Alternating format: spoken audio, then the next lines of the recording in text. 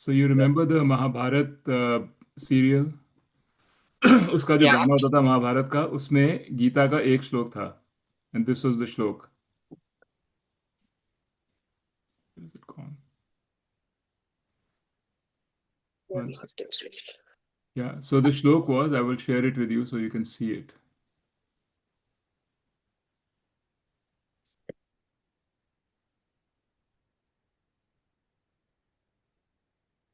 It's right in chapter 4.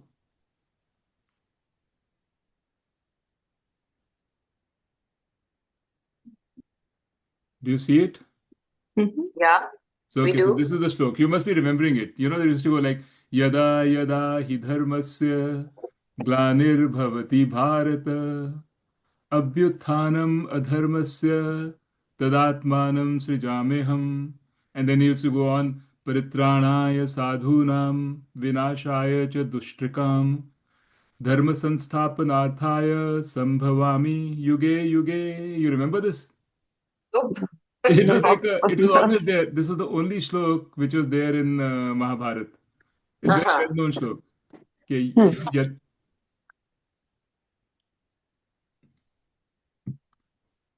it says yada yada hi dharmasya. मतलब yada yada meaning जब जब, जब जब he means indeed, जब जब धर्मस्य ग्लानिर्भवति भारत. वो भारत को बता रहा है. Bharat is another name, is a name for Arjun. So he's telling Arjun कि अर्जुन, जब जब धर्म की ग्लानि होती है, धर्म मतलब धर्म कम होता है, उसकी रिडक्शन होती है, अभ्युत्थानम अधर्मस्य, और जब अधर्म की बहुत ज्यादा वृद्धि होती है, उत्थानम, उत्थानम मीन्स उठ, उत्थानम ना उठना, उत्थानम, गेट अप, राइज. उठना मीन्स राइज. सो उत्थानम मीन्स राइज. एंड अभी उत्थानम means everywhere, arise everywhere. So when abhyuthanam means when something rises everywhere, like all over, there is the rise of adharma. So abhyuthanam adharmasya tada, then atmanam, me, atmanam means me, srujamiham. That means I create. I create me. Bhagavan Krishna is telling Arjun, whenever there is a reduction of dharma and an increase of adharma everywhere, like not just in one localized place, but like when there's a lot of increase of adharma, then I create myself. And then the next one also was there in the thing, also very well known. It's pritranaya, matlab for the protection of sadhunam. Pritranaya sadhunam. Sadhu means a person who is dharmic, who follows dharma. So for the protection of the people who are following dharma, and vinashaya dushkrutam. So for the destruction of those, it is not really actually for the destruction of those who follow adharma, but it's really saying vinashaya of the adharma. That means conversion. It's really to be taken as conversion of the people who are following adharma to dharmic. So to protect those who are following dharma and to convert those who are not following dharma to dharma, and धर्म संस्थापनार्थाय. सो संस्थापन, स्थापन का मतलब होता है to establish, किसी चीज को स्थापन करना, स्थापित करना. संस्थापन मतलब एस्टैब्लिश वेरी वेल. सो धर्म की संस्थापना के लिए, मतलब धर्म को एस्टैब्लिश करने के लिए, संभवामी युगे युगे. सो युगे युगे मीन्स इन एवरी युग. मतलब बता रहा है कि शुरू से, फ्रॉम टाइम इमेमोरियल, युगे युगे संभवामी. संभवामी मीन्स, भवामी means to appear. Sambhavami means I appear well. It's like I appear.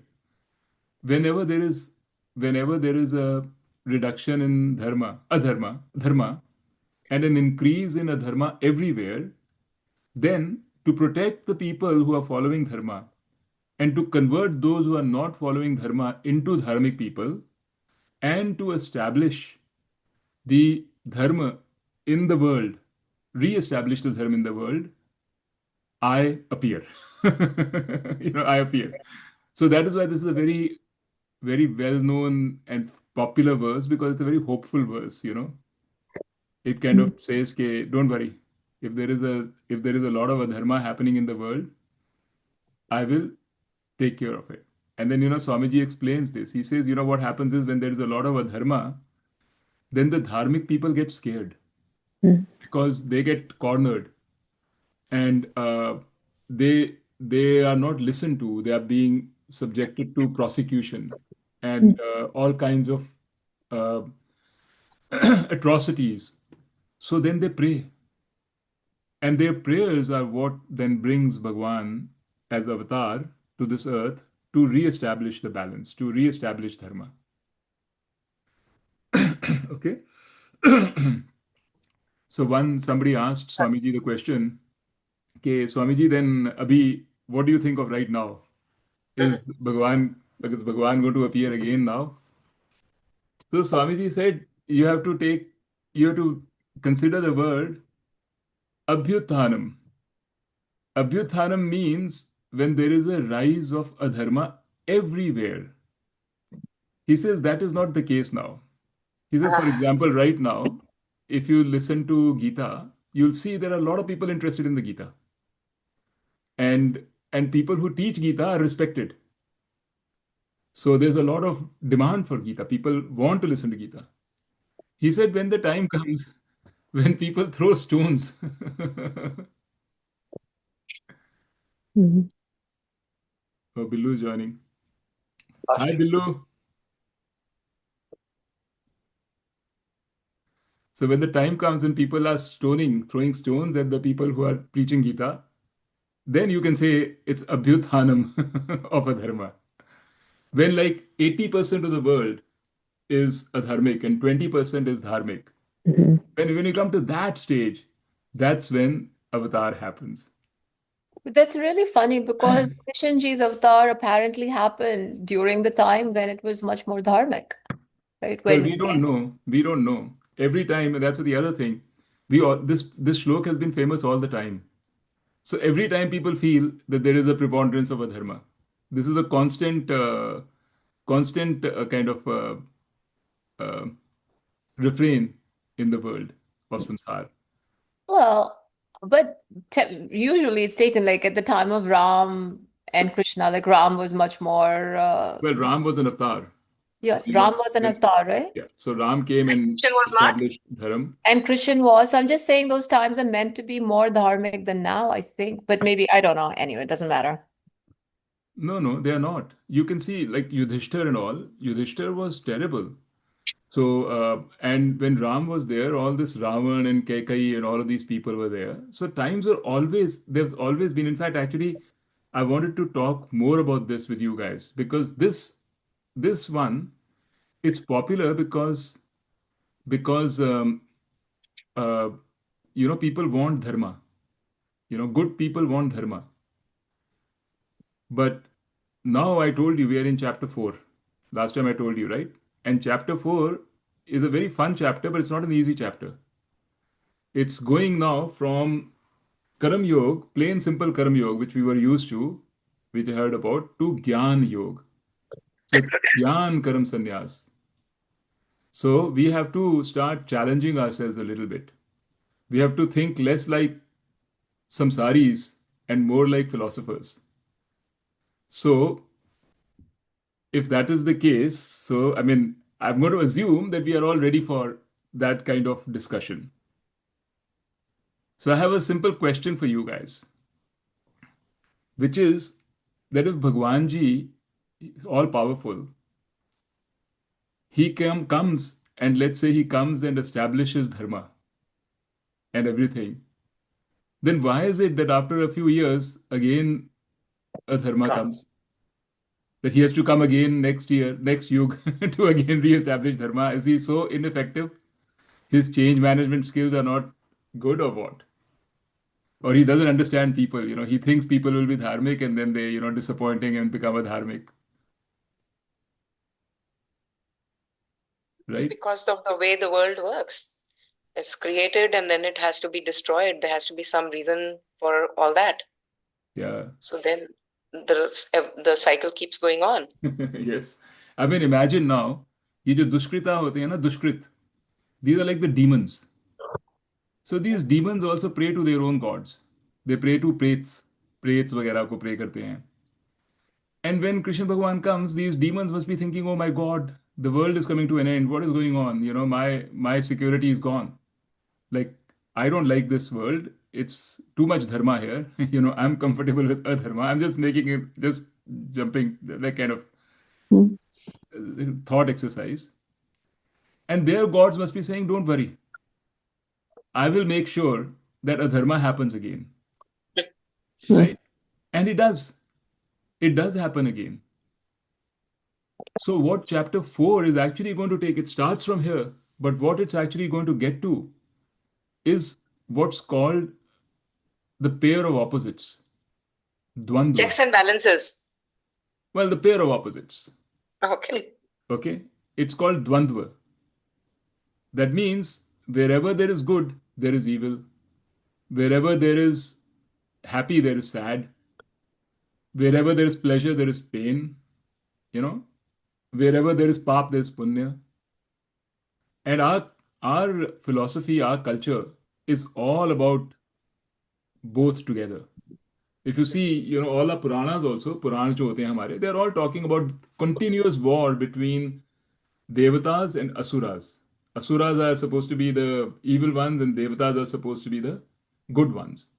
But it always goes further and says, no, it's not true. On the surface, Asuras are evil and Devatas are good, but there's a backstory behind everything. And the backstory, you realize that no, that's not the case. Everybody has a backstory. And there's a rational reason for things, for where things are. I mean, another thing, you think about it, even our law of karma. So the law of karma, suppose I'm leading a very good life now. Let's just assume, I'm just taking an example, that everything, my life is good. I say I must have done something good. That's why my life is good. But law of karma doesn't say that. Law of karma actually has a buffer in between action and result. The buffer is your sanchita karmas. You remember the sanchita karmas? Sanchita Yeah. karmas is your sum total of all karmas, and they are almost infinite. Everybody has a bunch of good and bad karmas in that. What happens in a particular life is which of those karmas are taken out for this particular life. Those are called the prarabdha karmas. So my sanchita karmas, I am sure, have a lot of bad in it, lots. But in this particular lifetime, maybe, I mean, I'm assuming, the prarabdha karmas which were taken out had a preponderance of good karmas, which gave me good results. So I'm a happy guy. But it doesn't mean that next time my karmas will be just the same. I could get a bunch of very bad karmas. So if I start feeling proud that, oh, I'm happy, I must have done something good, that is stupidity. In fact, if I start saying, I am good because I believe in dharma, because I am good, because I'm this, I am dharmic, that person is adharmic, bad. That is a stupid, that's stupidity. That's what that's what Gita ultimately goes to say. That's what the whole crux of chapter 4 is. Chapter 4 talks about karma, vikarma, and akarma. Karma, अभी तक हमने क्या करा है कर्म योगा में? हमने कहा है do the right thing, you can do the right thing, and don't worry about the result, do the right thing. So who's the doer? Me, right? I am the doer. I take ownership of my actions. This we can understand. And so up till this, Gita makes perfect sense. And most people get it. When we go to chapter 4, most people don't get it. Because chapter 4 says that you are not the doer.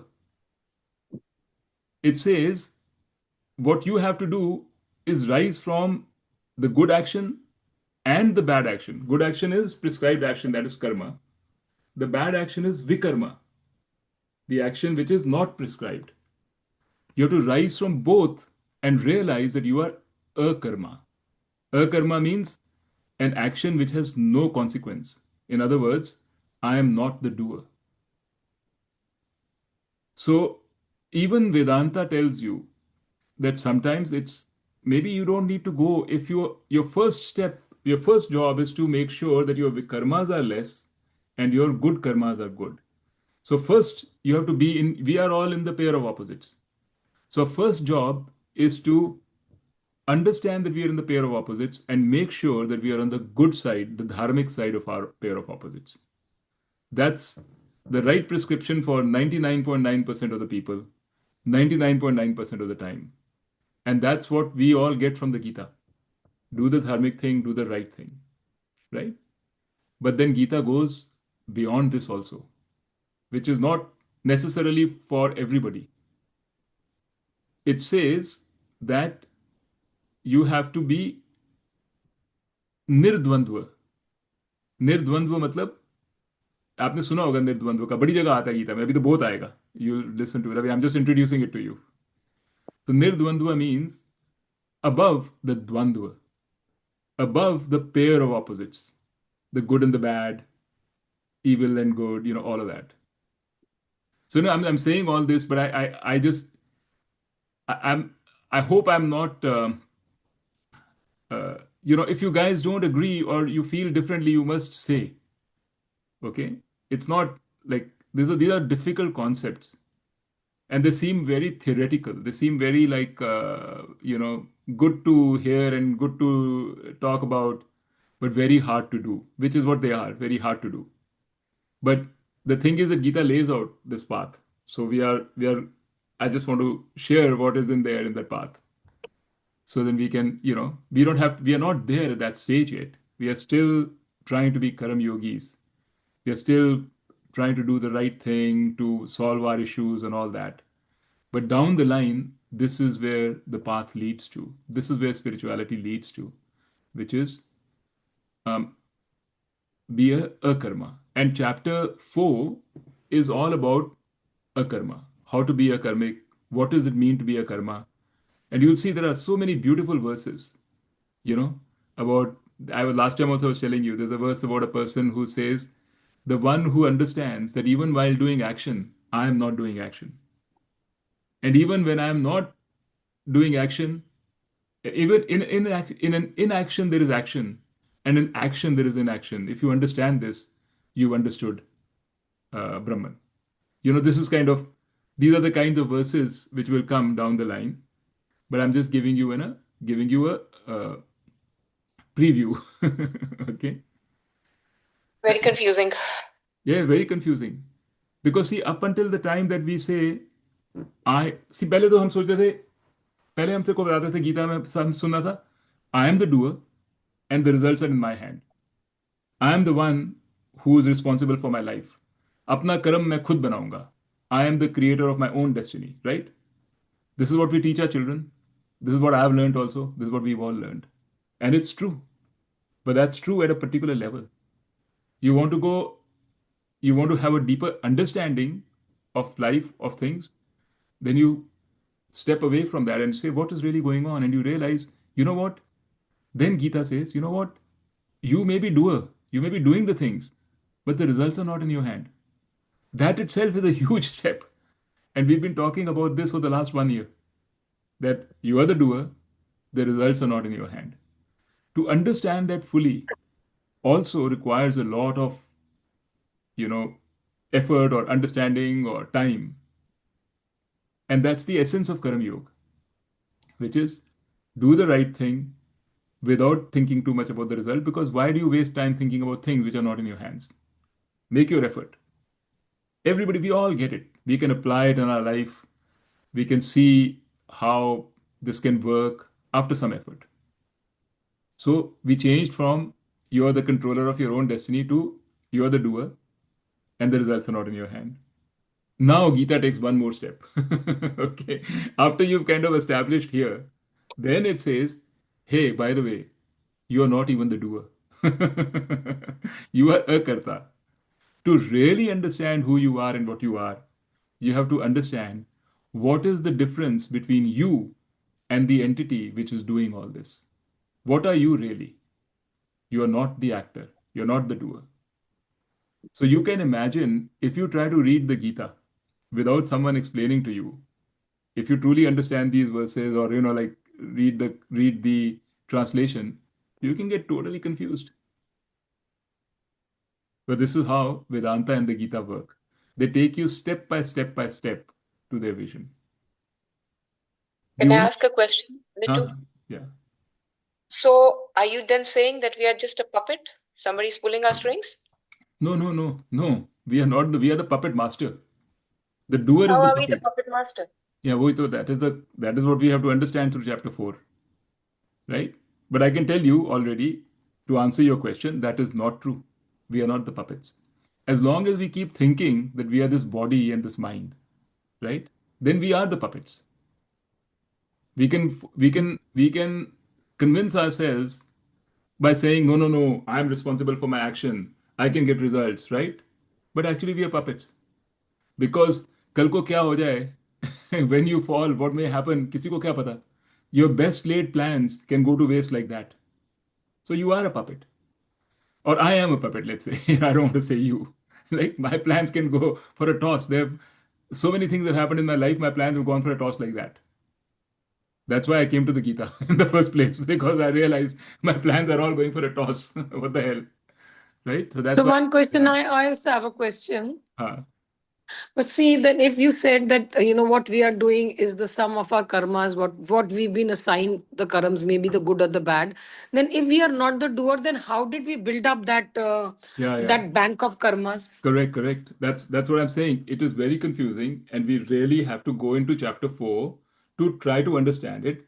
And I warned you last time also. If you still don't understand it, even after that, doesn't matter. Because this is really far away stuff for us. This is down the line. This is like what you when भगवान कृष्ण को अर्जुन ने पूछा था ना, should I be a karam yogi or a sannyasi? This is stuff for sannyas. That's why the topic of the chapter is gyan karam sannyas. This is sannyasi stuff. So at best, what we can hope to do right now is to get an intellectual understanding, which I will try to give you. The Hmm. intellectual understanding I'll try to give you, best of my ability. Hmm. But we need to know what the Gita says, correct? And properly, not just जो ऊपर ऊपर से लोग बोलते रहते हैं, but truly what the Gita says. So इसीलिए मैं चैप्टर 4 आपको बता रहा हूँ. But इसके बाद चैप्टर 5 है. Chapter 5 is a description of the sannyasi. What does the sannyasi actually look like? And then उसके बाद Gita goes into different things. It goes into the world, how is the world created, what is Ishwar, uh, all of those things. And then chapter 11, 12, 13, 14, 15, and all, they go really deep back into Gyan, right? But most of the people, most of us, what we learn about the Gita, when what Gita applies to us and what we think about the Gita is chapter 2, chapter 3, chapter 8, because chapter 8 talks about the journey of the soul, right? Things like that. We want to know the reincarnation. Chapter 11, Bhagwan ka Roop. Chapter 10, Bhakti. So some of these things, this is what we don't normally hear. Chapter 4, you will not hear much in normal discourse about the Gita. Although this Yada Yada Hi Dharmasya, this is a very well-known shlok, which is chapter Hmm. 4. But it can be interpreted in a very surface way, and it can be interpreted in a much deeper way. So when you interpret it in a deeper way, then you get to, then you ask these questions, why does Bhagwan need to come again and again?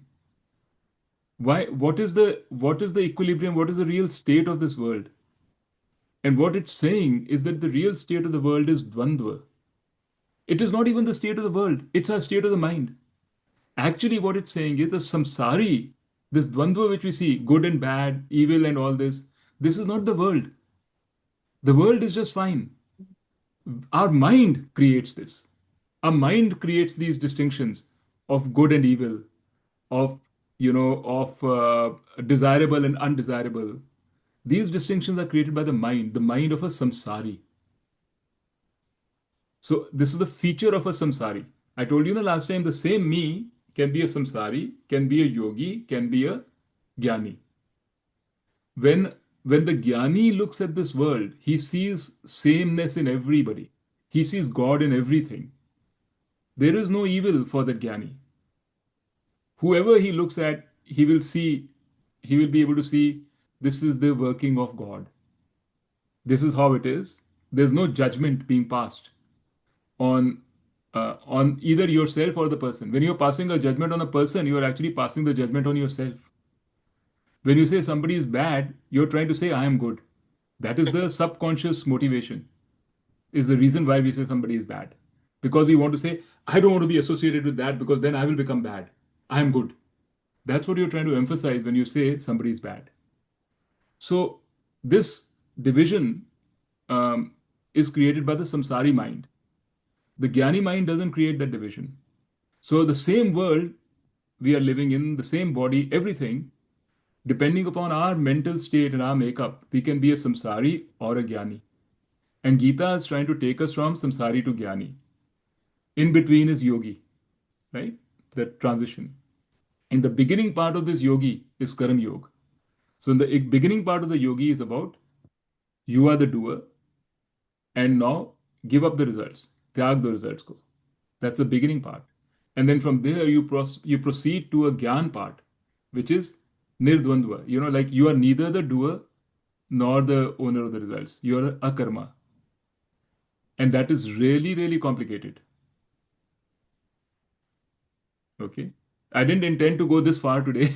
I thought we will gradually go, but I couldn't help it. I just kind of said everything which is to be said.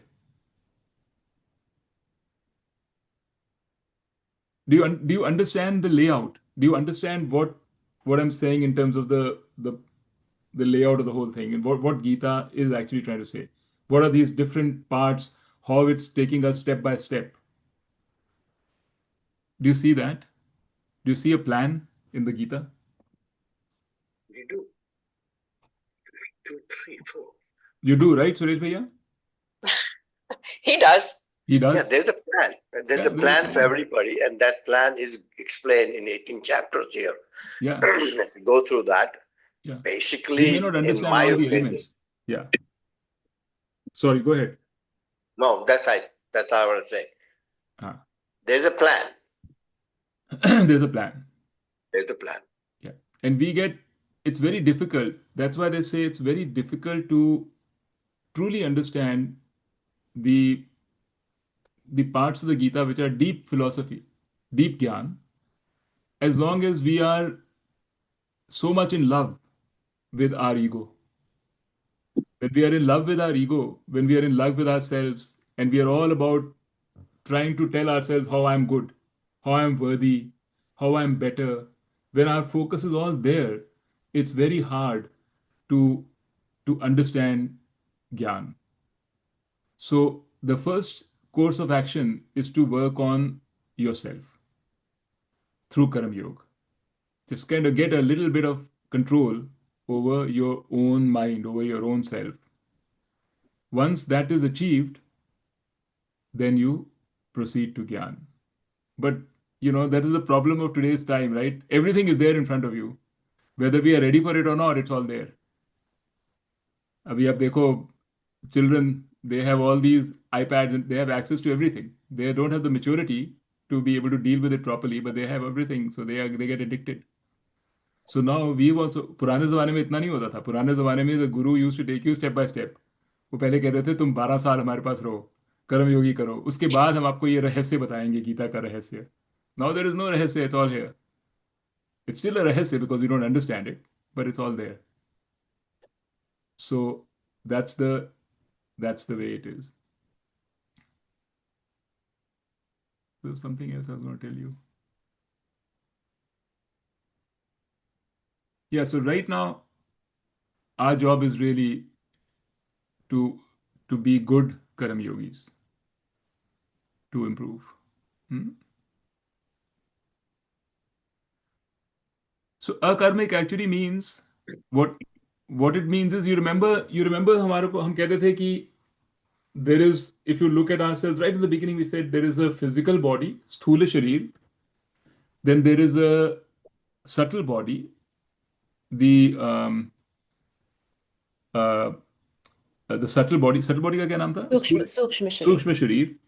And then there is the atma. You remember? Yeah. So most of the time when we think of ourselves, even as a Karam Yogi, we think of ourselves as a combination of the Sukshma Sharir and the Sthula Sharir. We think of ourselves as this body and this mind. Much as we can try, whatever else, we can make intellectually, we can say, no, no, no, I'm not this, I'm not this. You can meditate and all that. But reality में हम सोचते हैं मैं क्या हूँ, मैं ये body हूँ और ये mind हूँ, right? So that is uh, as long as we think like that, and it's natural to think like that. Our job is to be a good karma yogi. Our job is to grow this, to make this body and mind as pure and as clean and as transparent as possible. What chapter 4 is saying is, and by the way, as long as you think your body and the mind, you'll also think I'm the doer, because you think the body is doing, the mind is doing, mind is making a decision and the body is doing, right? So I'm the doer.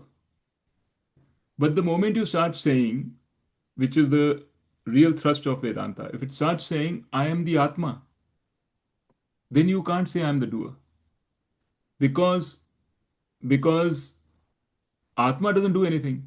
Atma is like electricity; it just powers everything. So the doer is the body and the mind, not the Atma. So, and what are you actually? In reality, actually, what you are is the Atma, because this body and the mind is going to come and go, as Gita says, right? Once you die, once I die, the body and the mind is gone. My ability to do anything is gone. The doership is gone. But I am not gone. So then, how can I be the body and the mind if the body and the mind is burnt away? So, what I am is the Atma. And if I am the Atma, then I'm not the doer. And the point is, this doership is so important to us right now. But what Gita is telling us is that it is not important. Feeling whole, feeling fulfilled is important. And after death, we are not going to think about, I mean, if we are reborn after death as another body, then we will think we are that doer, that body, right? Whatever that is. But in reality, we are not. So if you understand that, then you understand that I'm the akarta. And that is what gyan is. But to understand it is a tough proposition. To think that I'm not this, I'm so strongly attached to my body and mind. I've always been, I'm so strongly, this thing is so important to me, so big in my mind. To say I'm not this and I'm just some Atma, you know, that doesn't, it's very difficult. Anyway, so what else? What are the what questions? So did I end up confusing you guys completely? No, explain a little more about not being the doer. You said that as we go further, you'll be able to understand. Yes, yeah, we'll able to understand it.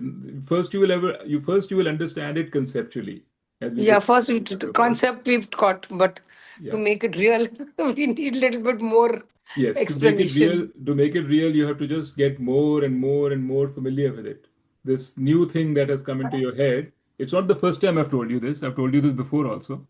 No, you But never now, mentioned akarmic before. Hmm. okay, I mentioned your Atma, Yeah.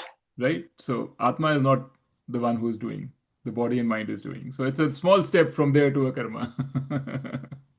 So so I'll take that step today. And then now Bhagwan Ji is going to say this in various ways throughout this chapter. He will describe in various ways. For example, like if you really think about it, I think that I have free will. I am the one who's really deciding uh, what to do. I am the one who's doing. But I am in this world, right? And so many factors go into what I even decide, right? How the world treats me, how the world uh, comes at me, makes those decisions. It's not just me. Even what I do depends on so many different things. What I'm able to do depends on so many different things. But we don't consider those things. We don't pay attention to those. We only pay attention to our little thing. मैं कर रहा हूँ, मैं कर रहा हूँ. Actually, what Vedanta says, if you really look at it, they say that the way things work is that You are faced with a situation and a decision is made. You're faced with a situation and a decision is made. Once the decision is made, your mind then says, it claims it and says, oh, that's my decision. It's the opposite of what we think. We think that we are faced with the world, we decide, we think, and then we make a decision. In reality, the decision is made, the thought of the decision arises, and then our ahamkar assumes that thought as my thought and says, I made this decision. This is how it actually happens. Because you think about it, what is if you try to isolate the point when you made the decision? Like when is it? How do you just try to go in? मैं सोच रही हूँ मैं ये कर रही हूँ ये करूँगी and then suddenly I decide. When did that actually happen?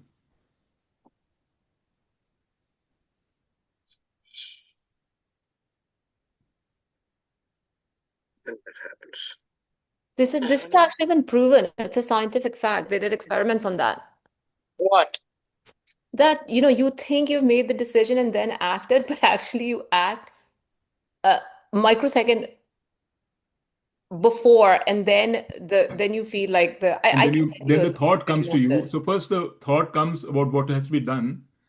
Then your ego steps in and assumes ownership of the thought and says, okay, I made this decision. I made this decision is also a thought. It's not like you made this decision as something. It's a thought in your mind that this is mine. This decision is mine. I made it. It's just a thought.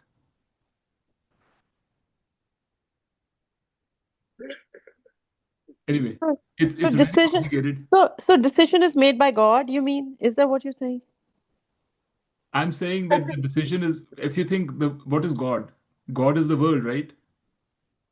Mm-hmm. Your So Atma.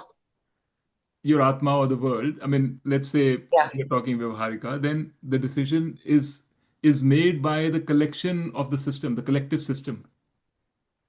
Mm-hmm. Uh-huh. It's we don't see the influence of the system. We don't see how things affect, how things work. We, we because we are in love with our ego. Our ego is very important. But what we don't see is how every little influence that is happening on us is we are responding to it without even realizing how we are responding. And good marketeers, right? Good marketeers, they make good use of this. They will prompt you in subtle ways. And because of their prompting, their advertisement, and their messaging, you will make a decision to buy that product and you'll think you made the decision. Actually, you never made that decision.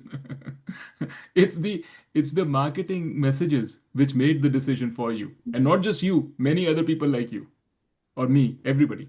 Mm-hmm. So I'm just saying you can look at this from many different ways about what it means to be an akarta.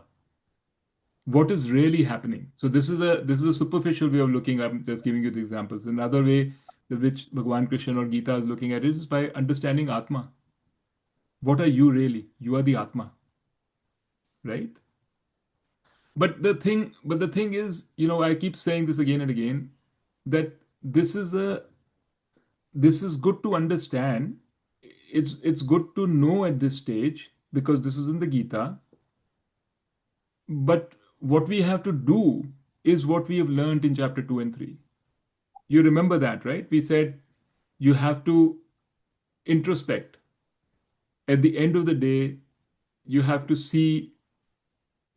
think about the day and see where all you got angry, you got upset, you did something which you're against your better judgment. See, think about it, see that, try to replay it and see how would I do it next time if the same thing happens to me.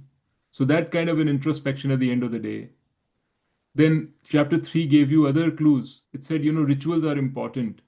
Like to break the habit, to be grateful for and sensitive to your environment and see God in everything. So, for example, they say when you are doing eating food, spend a minute just to thank God, a second to thank God that thank you God for this food. So things like little things like this, they work at your ego. Whether it's through introspection or through rituals like this, you're working at your ego. You're working at your ego to make sure that the ego calms down. and that is the source of happiness. So those are our, for us, that's the lesson, that's the thing from the Gita. Can you elaborate a little more about what Kiki just said about research has been done about how the thought Yeah, they is. did. Actually, literally, there are some books. I read a book on it, on neuroscience. Mm-hmm. Mm-hmm. That the thought, when a thought occurs, then there's an Mm-hmm. electrical impulse which happens in the brain, which can be recorded.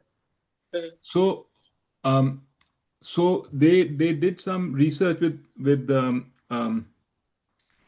subjects who were asked to decide things, and uh, they could see.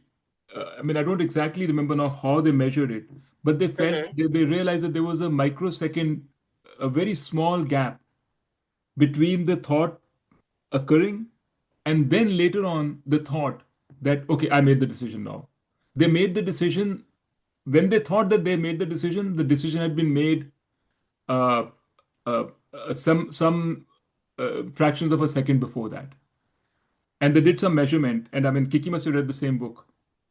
That's what she was saying.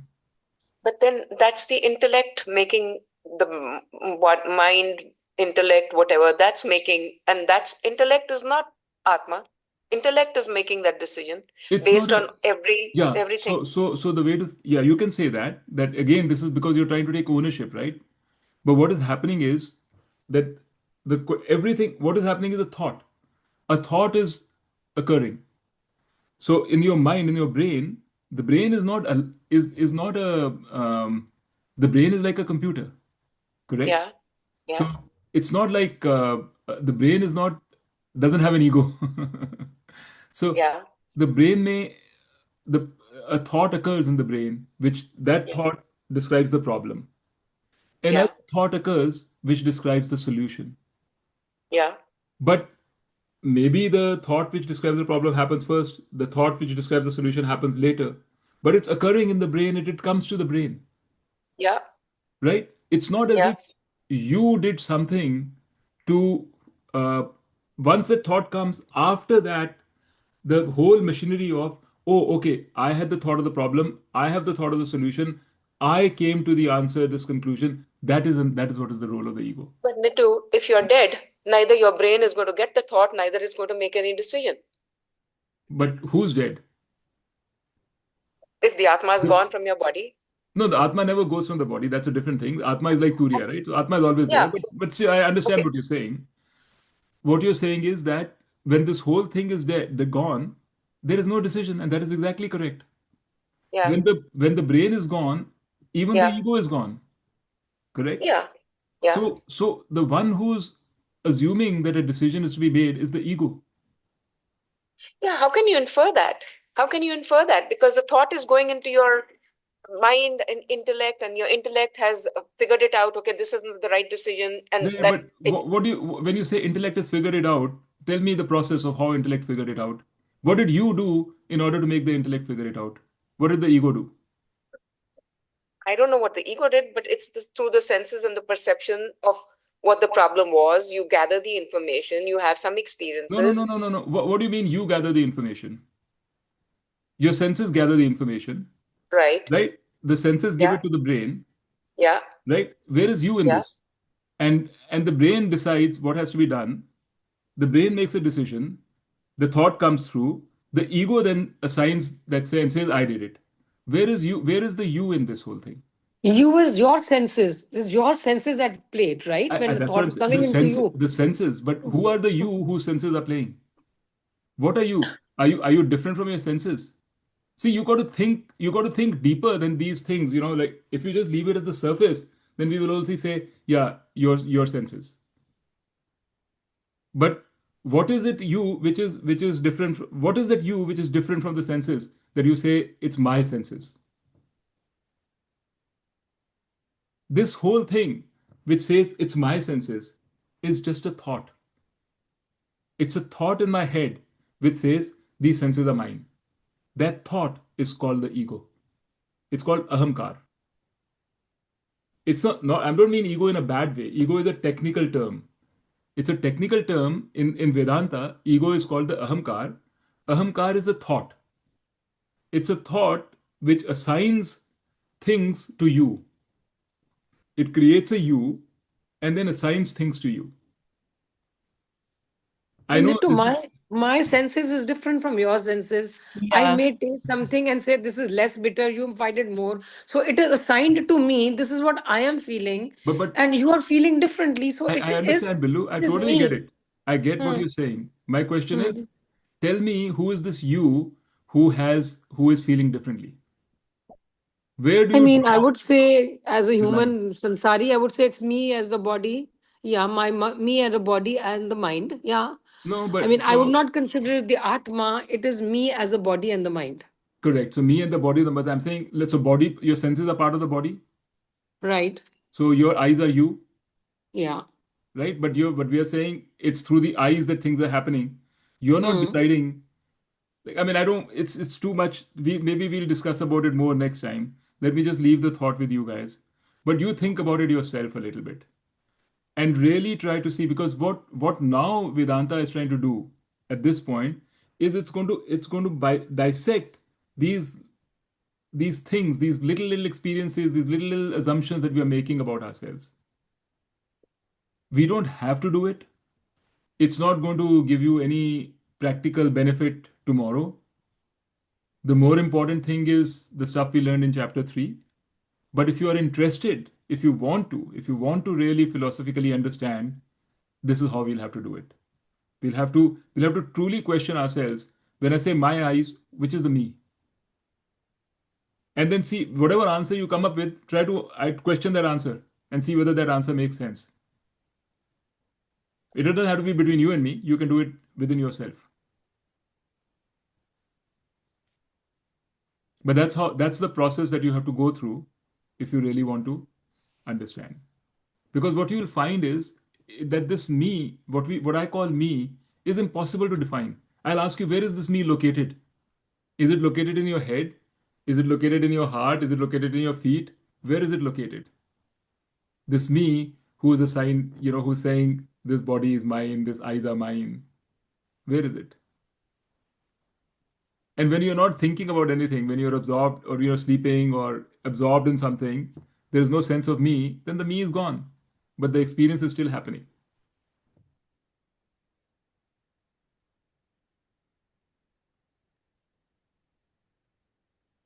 Anyway, I do feel this is a lot.